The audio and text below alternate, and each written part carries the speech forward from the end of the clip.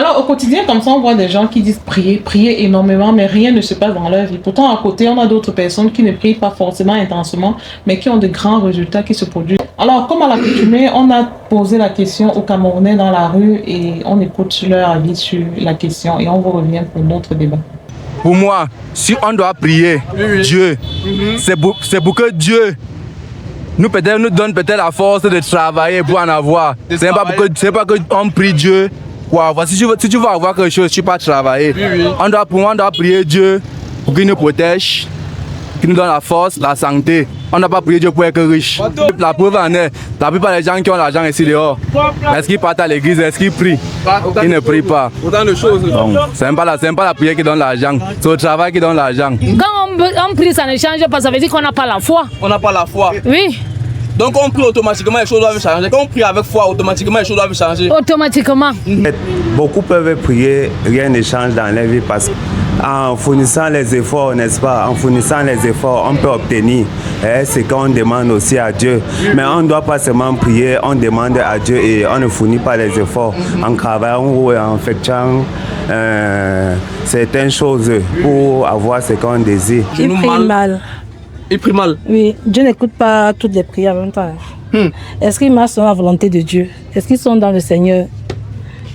Est-ce qu'ils se sont repentis? Est-ce qu'ils ont confessé leurs péchés? Quelle est leur relation avec Dieu? Bon, c'est la question que beaucoup ne se posent pas. Voilà.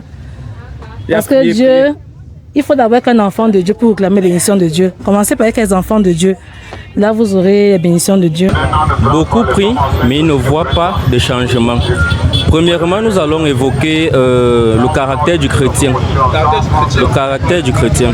Quand je parle du caractère du chrétien, beaucoup prient, mais ils n'acceptent pas le brisement. Beaucoup prient, mais au fond d'eux, ils ne sont pas vrais. Quand Dieu dit ceci, cherchez-moi en esprit et en vérité. La vérité, c'est quoi? C'est le cœur. L'esprit, en fait, de l'homme, c'est le cœur, le fond de ton cœur. Tu ne peux pas prier et haïr ton prochain. Tu ne peux pas prier et détester et médire de tes proches. Beaucoup prient avec de l'amertume. Beaucoup prient avec beaucoup de rancune. Tu ne peux pas dire aimer Dieu et détester ton frère. S'il y a des changes, il faudrait prier davantage. Je crois que la prière fait partie de la vie. Mais s'il reste persévérant dans la prière, je pense qu'il verra un changement inévitable. Encore que si la souci, c'est la prière à les actions. Oui, c'est pas que tu pries, tu restes à la maison et tu attends que la main te tombe du ciel. Ça va pas se produire. La patience, c'est d'abord la base. Un homme doit être patient.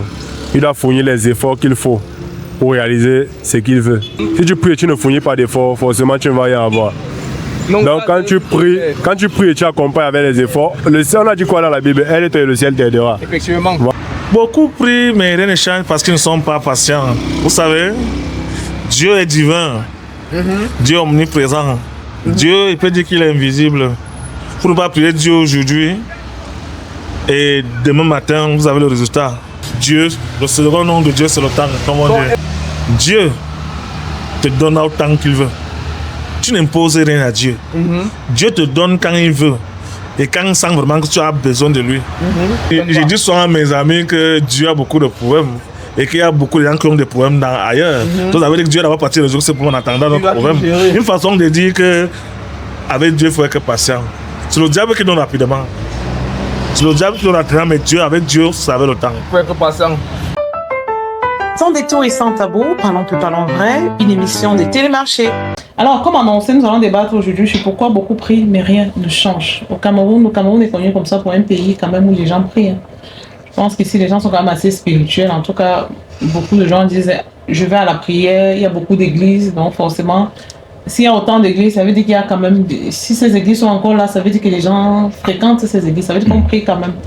Mais bizarrement, beaucoup de personnes aussi continuent de se plaindre du fait que rien ne se passe, il n'y a pas ce résultat significatif après tant de prières. Pasteur Nguema, qu'est-ce que vous pensez de ça? Qu'est-ce qui peut expliquer ce phénomène? Eh bien, tout dépend de ce que nous entendons par prier. Vous voyez, quand on prie, on doit croire qu'il y a un Dieu qui reçoit nos prières. Mais quel est l'état de la foi de celui qui prie? Ça, c'est la première chose. La deuxième chose, c'est la manière et même les directions de prière et les sujets de prière. Donc, prier, c'est demander à Dieu. Et quand on demande à Dieu, on doit savoir qu'il est là pour nous répondre. Et il répond. Okay. Maintenant, les gens ne sont pas beaucoup enseignés sur la prière, sur la façon de prier, et même sur les besoins qu'ils ont. Beaucoup de gens prient seulement par imitation, mais leurs vrais besoins, ils n'ont pas demandé à Dieu. Ah bon, avec tout ce qu'il y a comme problème à résoudre ici. Bien sûr. Madame, qu'est-ce que vous pensez de ça? Des gens qui prient, mais qui ont le sentiment que rien ne change dans leur vie. On prie pour le boulot, on ne trouve pas le boulot. On prie pour se marier, on tarde à trouver la bonne personne. On prie pour que les enfants soient braves à l'école, mais qu'est-ce qui peut, selon vous, expliquer ce phénomène-là? Le chrétien veut rendre Dieu magicien. Sauf que Dieu n'est pas un magicien. Vous ne pouvez pas prier aujourd'hui, à l'instant, et vous voulez voir le résultat dans 10 minutes, dans 5 minutes. Ouais. Ce n'est pas comme ça avec Dieu. Les gens sont impatients. Oui. Ce n'est pas comme ça avec Dieu. Dieu réagit quand il trouve que c'est déjà le moment de réagir. Voilà, parce qu'il y en a qui prient, comme le pasteur le disait aussi en off, qu'il y en a qui prient, qui ne prient pas de la bonne manière également, mais qui estiment qu'ils ont tellement très bien prié que Dieu devait répondre à leurs prières. Et ce qui n'est pas le cas. Il y a aussi des prières qu'on peut soumettre à Dieu et il trouve que ce n'est pas le moment. Donc, ce n'est pas important pour le moment pour vous d'avoir ça. Oui, et il se dit, tiens, mon enfant, il y a plus important que ça. Pour le moment, il n'exauce pas. Vous trouvez également que Dieu est lent dans la prière. On se décourage.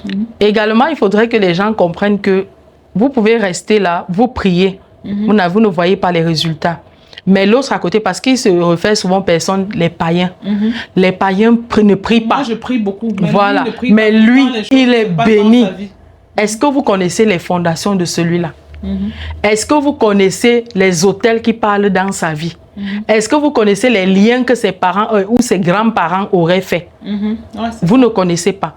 Parce qu'il y a des personnes qui ne prient pas, mais le travail a été établi déjà par les grands-parents, par les parents, par les anciens, qui ont fait une connexion avec Dieu, une alliance avec Dieu, et qui ont dit que leurs descendants ne souffriront jamais, peut-être financièrement, je dis n'importe quoi, que Seigneur, l'alliance que je fais avec toi, que ma descendance ne souffre jamais. Ils ont fait le travail en amont. Vous comprenez un peu. Et maintenant, vous voyez les résultats, pendant que lui ne prie pas. Mais il bénéficie de ce que ses parents ont fait. Peut-être en ce moment où ils priaient, eux, ils n'ont pas bénéficié de ces résultats-là. Maintenant, c'est venu tomber sur les enfants. Vous, maintenant, vous voyez ça, vous dites que, ouais, comment lui ne prie pas? Et lui, là, il y a qu'est-ce que ta part de parents a fait au préalable? Est-ce qu'eux également passaient le temps à prier pour que peut-être les résultats soient visibles maintenant? Est-ce qu'ils ont établi des liens avec Christ? Non. Peut-être vous sortez d'une famille où ce ne sont que les autels qui ont passé le temps à parler, les sacrifices et autres. Maintenant, vous venez prier. Vous priez, voilà. Vous êtes justement la première génération, vous ne voyez pas le résultat. Mais ce n'est pas sur vous que ça peut aussi commencer. Ça pourra commencer sur vos enfants ou sur vos vos petits-enfants. Et c'est en ce moment qu'eux, ils pourront récolter le fruit de ce que vous êtes en train de faire présentement. Donc, moi, je trouve que c'est l'impatience. Ce n'est pas très africain de vouloir planter aujourd'hui pour que quelqu'un d'autre mange la face, c'est peut-être ce qu'on a du mal à accepter. Alors, lorsqu'on parle de prière, c'est vrai que en prononçant l'africain, ça nous renvoie à la culture. Mais il faut dire que quand on prie, que ce soit en Afrique, en Europe, en Amérique, je ne sais pas, n'importe où, si quelqu'un prie, il faut qu'il croie que Dieu existe et que Dieu va exaucer. Et Mme Bassa l'a dit, dans le cas d'espèce, je veux prendre ça de façon illustrée. Quelqu'un qui veut se marier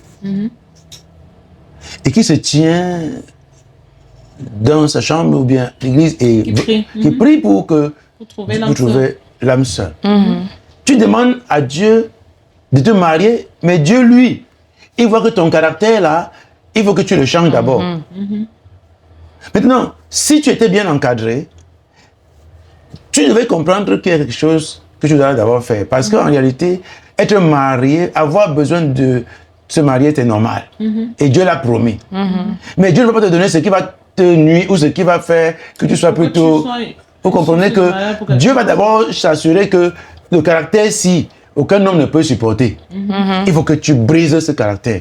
Donc, la première chose que tu dois faire, c'est d'identifier ce qui peut te favoriser, ce qui peut préparer pour que tu sois propre au mariage. Il faut être prêt. Et si voilà. Et si tu commences donc à appeler que je veux le mari, et c'est comme si tu demandes à Dieu un enfant qui a 3 ans, 4 ans.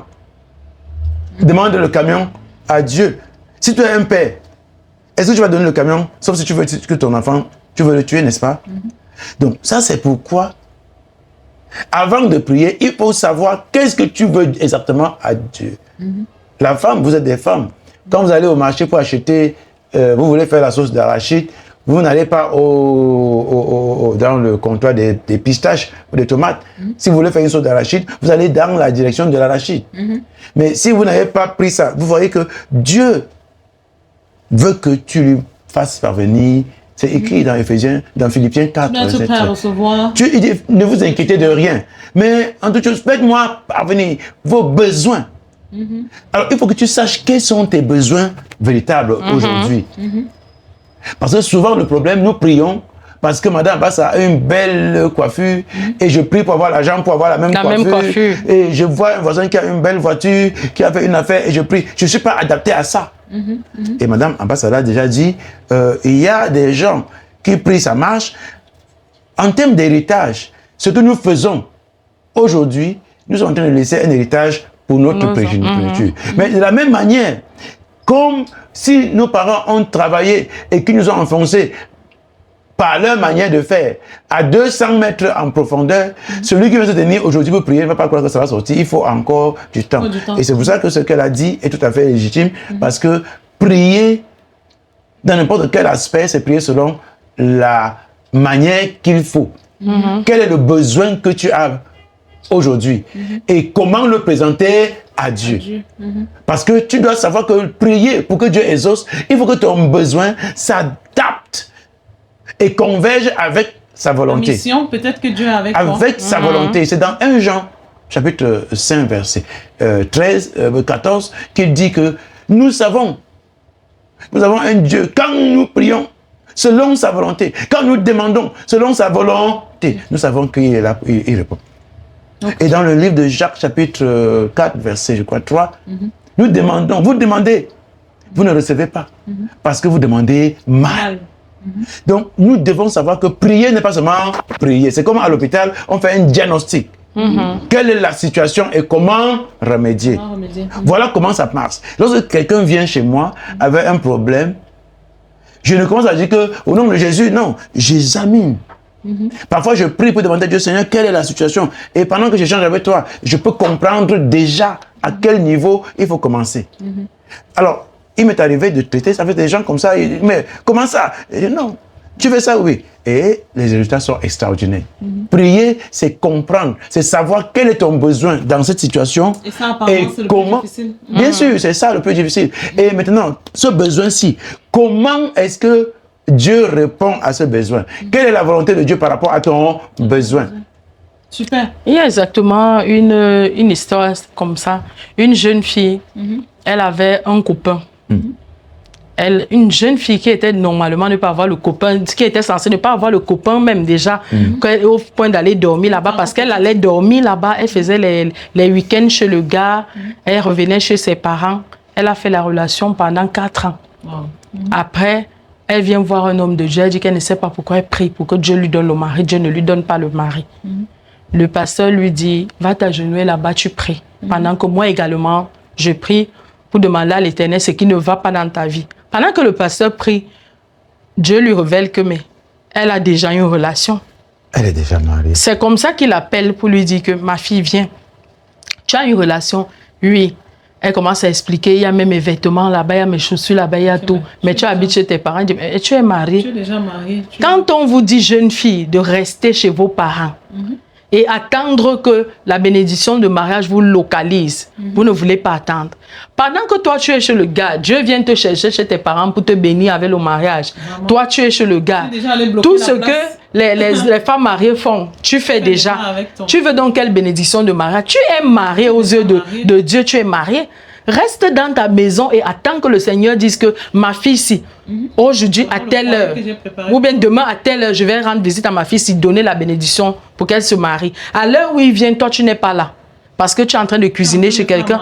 Tu es tranquillement marié. Elle a commencé à pleurer. Le pasteur lui a dit, coupe cette relation définitivement. Et puis, répands-toi, demande pardon à Dieu parce que c'est la fornication.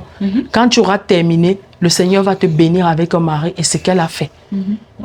Quelques années après, je crois que c'était 2 ans après ou 3 ans, on nous a dit qu'on est venu toquer à la porte chez son père pour qu'on vienne prendre la liste. Vous voyez donc que parfois les chrétiens prient. Vraiment, je ne sais pas pourquoi Dieu ne me bénit pas. Dieu ne me bénit pas financièrement. Je suis dépassée. Entre-temps, c'est toi qui es malhonnête dans les affaires. Tu es malhonnête dans les affaires. Si quelqu'un te donne un argent, peut-être, il a fait erreur sur les comptes, tu ne remets pas. Tu prends, tu empoches. Mais tu n'évolues pas dans tes business. L'autre à côté évolue, tu dis, il a trempé. Moi, je ne sais pas pourquoi je prie, je n'arrive pas. Mais lui qui trempe, il évolue comme ça. Est-ce que tu as regardé ta malhonnêteté? Essaye de revoir ça. Quand tu vas te reprendre, le fait que quelqu'un te donne, il a mal compté, tu remets l'argent que non. Tu étais censé me donner 20 000, mais tu m'as donné 25 000. Prends ton 5 000, Dieu va te bénir. À travers ton honnêteté et ta manière de te battre sur ton activité, il va bénir. Mais si tu ne le fais pas, tu attends que le Seigneur va te bénir dans la malhonnêteté. Ça sera compliqué. Il y a un autre aspect, c'est que pourquoi Dieu ne répond pas? L'état du cœur. Quel est l'état de ton cœur? Toi qui pries, tu parles. Là, vous êtes en train d'aborder une partie qui est vraiment très importante que nous allons développer tout de suite après la Alors d'accord. Ouais, tout à l'heure. Sans détour et sans tabou, parlons peu, parlons vrai, une émission des télémarchés. Alors nous voilà revenus comme ça après la pub, nous allons aborder le sujet très croustillant, vous êtes en train de dire tout à l'heure. Certains ne voient pas leur prière s'exaucer à cause de l'état du cœur. On a un internaute qui a dit ça dans l'interview dans la rue, Vous voyez, ça rejoint ça, oui. Vous savez, tout ce que le Satan fait au quotidien, la première chose que Satan veut, c'est d'avaler le cœur des gens. C'est pourquoi vous voyez, les gens sont colériques, les gens sont jaloux, les gens sont... mais tout ça, ce sont des situations qui révèlent l'état du cœur. Alors, quel est ton état de cœur quand tu es en train de prier? Beaucoup sont comme ça en train de prier, même à l'église, on est en train de prier. Moi, je me souviens, à l'époque, j'étais à l'église, comme vous savez, on a beaucoup été à l'église catholique, et à l'église catholique, par exemple, on a un moment dans l'homélie où le prêtre dit, donnez la paix. Donnez-vous la paix. Donnez-vous la paix, oui. Et quelqu'un qui est à côté de toi ici, parce que il ne peut même pas te voir. Donc quand tu es à côté de lui là, il est seulement en train de sa prière, c'est seulement pour que si Dieu pouvait te tuer. Et maintenant il donne la paix en allant de l'autre côté là-bas. Et il va attendre là-bas, tourner là-bas jusqu'à ce que la phase là finisse, parce qu'il n'a pas envie de te donner la paix. Tu es en train de demander quoi à Dieu? Tu vois, il y en a qui sont malades de manque de pardon.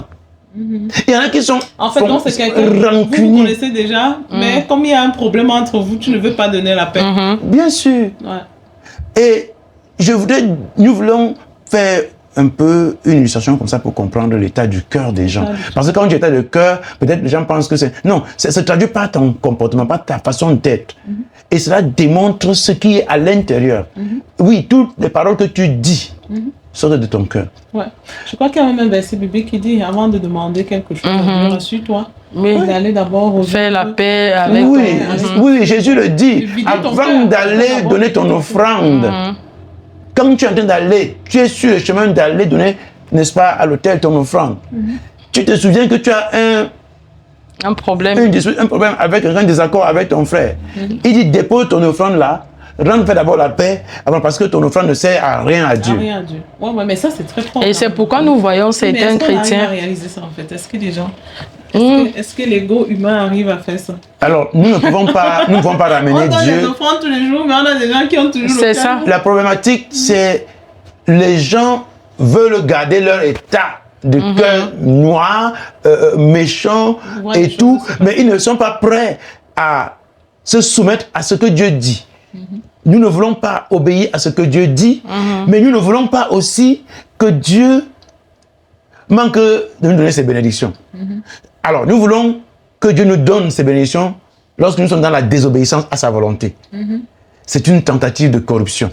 C'est pour ça que les gens ont tourner. Vous voyez, aujourd'hui, chacun essaie de tourner comme il veut, juste pour que Dieu le rejoigne dans son point de vue. Pas que lui, il obéisse à ce que Dieu veut. C'est ça le problème de la majorité. Alors, on ne peut pas demander une chose et son contraire. Mais Dieu dit, si tu obéis à ma parole, c'est dans Deutéronome 28, verset 1. Si tu obéis à mes commandements, si tu mets en pratique les commandements que je te donne aujourd'hui, si tu les observes et tu les mets en pratique, moi, l'Éternel, ton Dieu, je te mets au-dessus de tout. Ça là, c'est très bien. Et quand tu vas lire la suite jusqu'au verset 14, les gens aiment bien ça. Il y a un verset là que les gens aiment bien réciter. Je suis la tête, je ne suis pas la queue. Mais ils ne récitent pas que je suis la tête si et seulement si j'obéis à Dieu. Alors, si on comprend bien, les prières ne sont pas exaucées, parce que ça veut dire qu'il y a quelque chose. Bien on sûr. prie pendant longtemps et que ça ne s'exauce. Ça veut dire qu'il y a quelque chose que Dieu attend d'abord de nous, de faire avant de valider. Voilà ce que je voulais dire. Beaucoup de gens attendent que Dieu exauce les prières. Mais Dieu lui attend que nous on obéisse à sa parole parce que Dieu a déjà tout accompli. La bénédiction est liée à ton obéissance. Dieu a déjà donné. Je dis, c'est dans Jérémie 29, verset 11. Je connais les projets que j'ai formés sur vous. Projets de bonheur, projets de paix et non de malheur. Pour te donner l'avenir et l'espérance. Cela veut dire que tu n'es pas programmé, Dieu n'a pas programmé pour toi des choses qui sont négatives. Mais c'est toi-même qui te sers. Et je parlais de Deutéronome 28.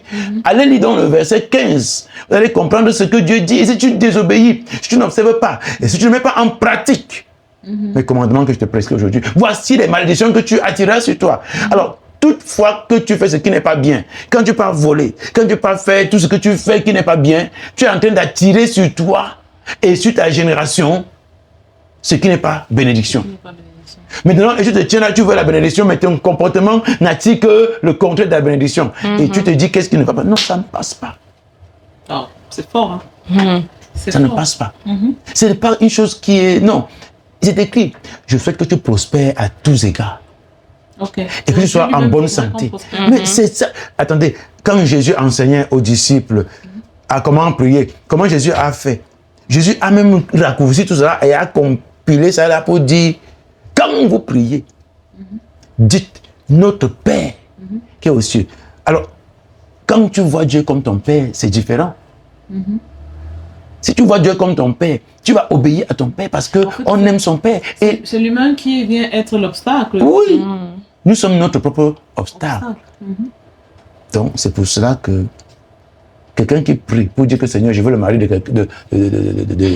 ma collègue, je veux le mari de la voisine. Mais vous voulez que Dieu exauce ça comment? Seigneur, vous voyez, il y a des prières là. Bon, il y a des gens qui prient, ils veulent le travail. Il y a des gens qui vont nous regarder et se dire non, mais eux, ils ont l'habitude de prier pour des choses sensées. Je veux le travail, je veux un enfant, je veux une maison, je veux la santé. Oui, Dieu résout tout ça. Si vous voulez le travail, vous voulez, je ne sais pas quel est le besoin que vous avez. Vous ne savez pas comment faire. Vous avez simplement besoin de... C'est quelqu'un qui va vous dire, même ici à Parlons peu, parlons vrai. Celui qui veut savoir comment ça se passe n'a qu'à appeler. Je lui dis, voici comment tu fais. Quel est ton problème?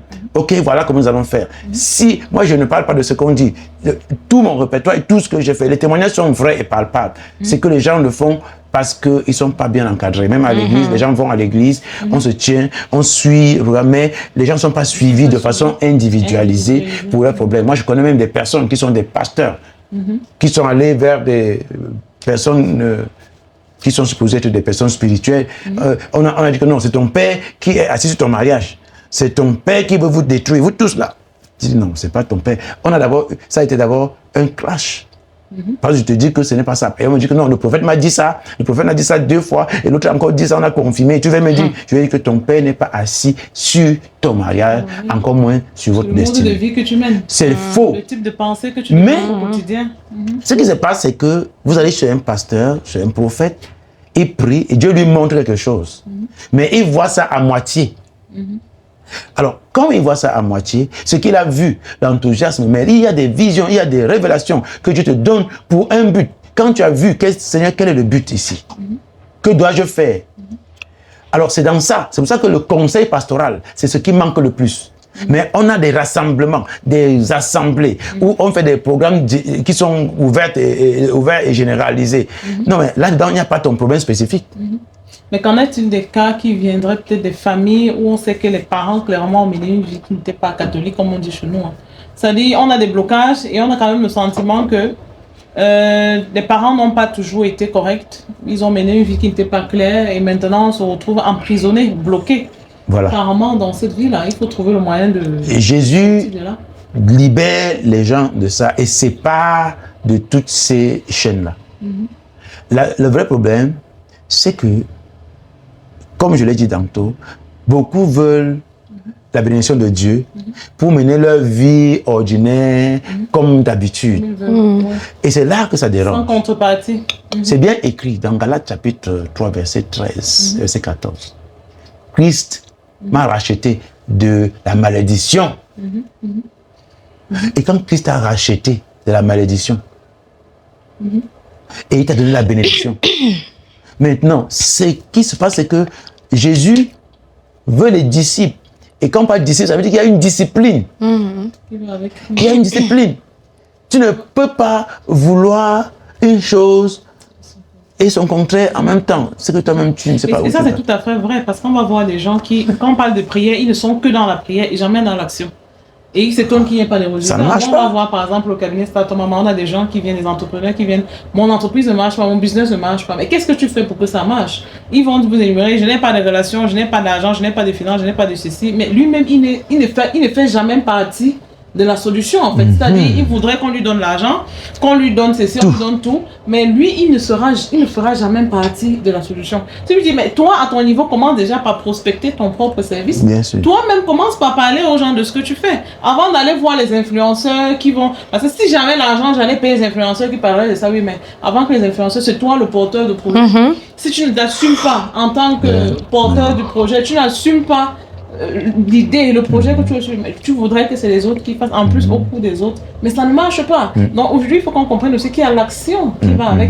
Si on demande à Dieu la santé, qu'on commence à continuer à avoir des habitudes alimentaires qui sont pas saines, ça ne va pas faire de miracle. Hein. Bien sûr, c'est vrai. Si on s'alimente mal, on ne fait pas de sport, on boit n'importe comment, on peut prier comme on veut, même les médicaments ne vont pas aider. Donc il faut aujourd'hui que les gens comprennent que la prière c'est bien, mais la prière sans les actions, oui, mais c'est pour cela. C'est très très compliqué. Tout à fait. C'est très très compliqué. Et d'ailleurs, la foi, quand on prie, on a foi que Dieu va exaucer. Et la foi est, n'est-ce pas, la clé qui prend tout ce que nous voulons pour que cela soit palpable. Mais la foi a les œuvres.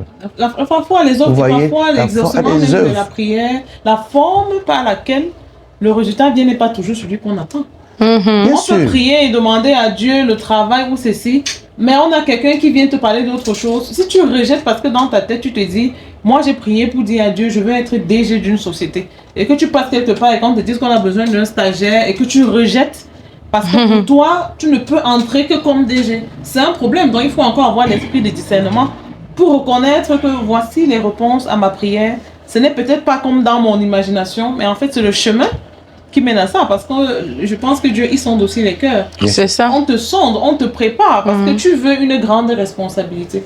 Mais est-ce que tu as un grand courage? Est-ce que tu as une grande énergie? Est-ce que tu as des grandes capacités? Voilà. C'est comme une femme peut-être qui a des problèmes de conception. Elle prie pour que le Seigneur la bénisse avec les enfants. Mais entre-temps, il y a ses sœurs, peut-être une de ses sœurs, qui... elle tombe toujours sur des personnes qui n'assument pas la grossesse. Elle fait les enfants. Toi, la grande sœur, qui est en train de prier que Seigneur bénis-moi. Ta petite sœur pleure avec 2 enfants, que les pères ont fui. Tu ne veux pas récupérer même un là-bas et prendre que non, voici ma part, je m'en occupe. Non, tu dis c'est sa part, je veux mon enfant et Dieu te bénit. Alors que ta soeur à côté souffre. Oh, si tu commences par prendre cet enfant et de bien t'occuper de cet enfant, c'est comme ça que Dieu va voir que ça veut dire que tu peux bien garder l'enfant. Te bénis maintenant avec ta part d'enfant. Les gens ne comprennent pas ça. On pense que c'est le miracle. C'est pourquoi j'ai dit que les uns veulent rendre Dieu le charlatan, le marabout. Qu'à l'instant T, quand ils se mettent à prier, il faut qu'il leur donne tout ça. Le problème, c'est les attentes. L'image qu'on a dans la tête, ce n'est pas exactement comme dans son imagination. ça veut dire que Dieu n'a pas exaucé la prière. Donc, les gens doivent s'entraîner à... Mais c'est ce que j'ai dit aujourd'hui, que les gens veulent que Dieu les rejoigne dans leur position, dans leur pensée. Mais pas eux, ils n'adhèrent pas à ce que... Et lorsqu'on parle de prière, c'est qu'on est en train de converser avec quelqu'un, ton père. Mais les gens, beaucoup de personnes prient avec la conception d'un Dieu qui est trop loin. Et qu'on le supplie, on peut peut-être, c'est pourquoi d'autres pensent que c'est en criant très fort. Non. Ou bien qu'il faut que le pasteur prie pour moi. Oui, c'est pas toujours ça. Il y a beaucoup de situations, quel que soit le problème que tu rencontres, la prière est la voie par laquelle tu dois... Oui, quand tu n'as pas résolu ça, parce que c'est le spirituel qui conditionne le physique. Le problème, c'est juste que les gens ne connaissent pas Dieu, ne se connaissent pas eux et ne savent pas comment s'approcher de Dieu. Mais un pasteur m'a une fois dit que les prières ne sont pas souvent exaucées parce qu'on n'arrive pas à parler en langue. Ça, si vous ne parlez pas en langue, le Seigneur ne peut vous résoudre vos problèmes. Je suis désolé de dire ici sur ce plateau que ça c'est complètement faux. Vous comprenez? C'est complètement faux. Je connais une femme, c'est dans Marc, si vous avez votre Bible, lisez Marc chapitre 5, à partir du verset 25. Vous allez comprendre, on vous présente la femme, une femme qui a fait 12 ans avec une perte de sang. Elle n'a pas parlé, elle n'a pas prononcé un mot, sinon dans son cœur. C'est dans son cœur.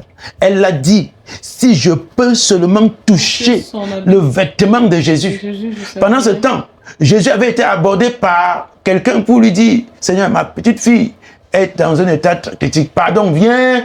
Et Jésus dit, ok, je viens pour ta petite fille. Pendant que Jésus est en train d'aller, la foule étouffait Jésus, le pressait.